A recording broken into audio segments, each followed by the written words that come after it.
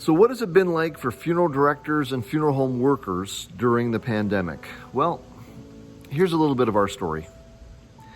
Back in March 2020, we all experienced the same situation where we were giving this new development that there was something we all needed to push the pause button on.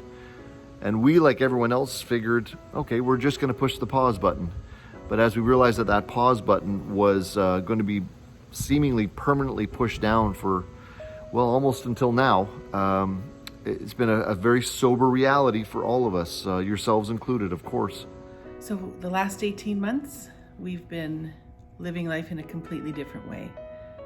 The pandemic hit, and all of us faced all kinds of challenges. One of the big challenges that I had outside of being a mother was, how do I run a company and manage an office during a pandemic?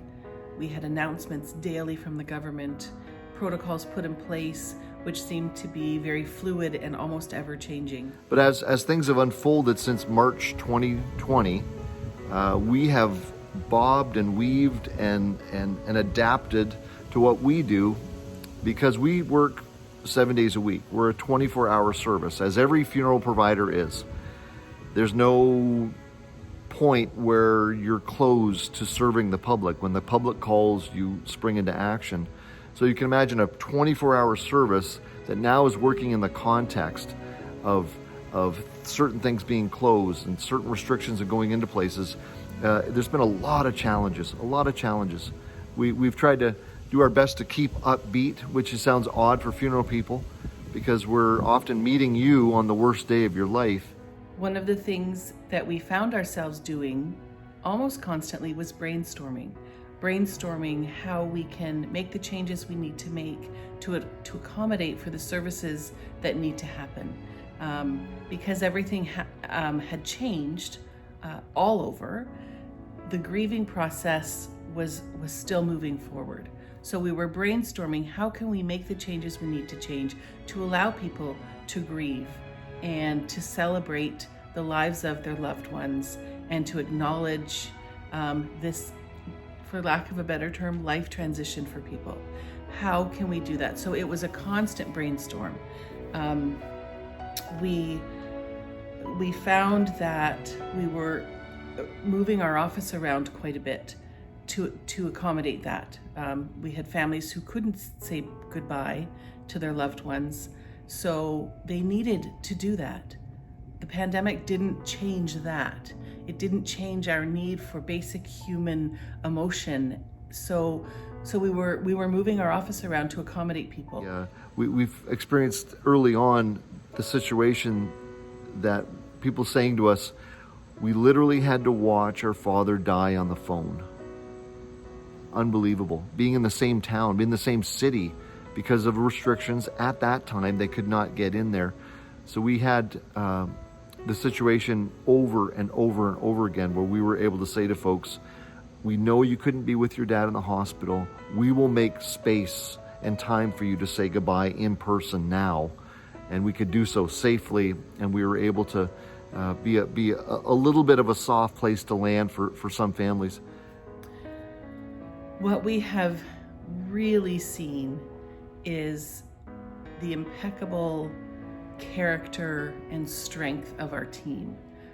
We have such an incredible team, and we are very fortunate to have everyone working with us who does.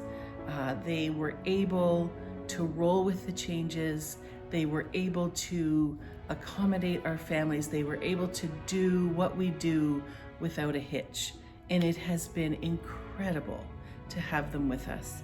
A lot of the little extras that we needed to do, contact tracing in office and for visitations and services, making appointments for visitations to make sure that everything was done within protocols and safely. And the way our services changed, we needing to clear a facility, to sanitize in order to bring in another group of people to support each other. It has been unprecedented. We've never had to function this way. Needing to have more staff available on site or at a cemetery It's been something that we've needed to learn to roll with, and our staff has done amazing. We are really, really pleased to have them alongside of us. The plan is always moving forward. That's always my plan. That's always our plan as a company. We've modified throughout the pandemic to serve folks as best we possibly can. When we got the news a few weeks ago that we as the funeral industry were potentially going to be asked to police proof of vaccination moments, that was a dark moment. We don't want to be those people. We don't want to take political positions. We don't want to even give our own opinion on many things, because we serve everybody. We serve every race, creed, background, budget, sexual preference, you name it. We serve everyone. Everyone is our client. So the thought of us becoming the guardians at the gate, checking people's vaccine stance, that was dark. That was dark. But now, as you know, that's changed again. Thankfully, that is not going to be required from the funeral industry. A huge woo! We didn't want to be those people. We did not want to be those people. We trust that people will be responsible. We've had a lot of training as a culture over the last 18, 19 months or so about masks, about distancing, about hand sanitizing, about all of those things. We trust that people are responsible to take care of their own health. And so we didn't want to be those police. So we're thankful that change has happened. But even as I'm saying that, my mind is saying, please, God, don't let it go back to that. So we're, again, that the idea of our feet firmly planted in thin air is what it sometimes feels like. The protocols have changed so greatly at such a frequency. And things are still happening. We don't know when all of this is going to end. We don't know what the future looks like. We don't know what the new normal is. Again, it changes all the time, but we are here with you. We're in this with you. As I said, we're all about moving forward. We're always going to find creative ways to help our families say goodbye, or to honor, or to celebrate a life. And pandemic or not, we carry on. Recession up, recession down, we carry on. Time of war, we carry on. Winter, we carry on. You get the point. We're 24/7.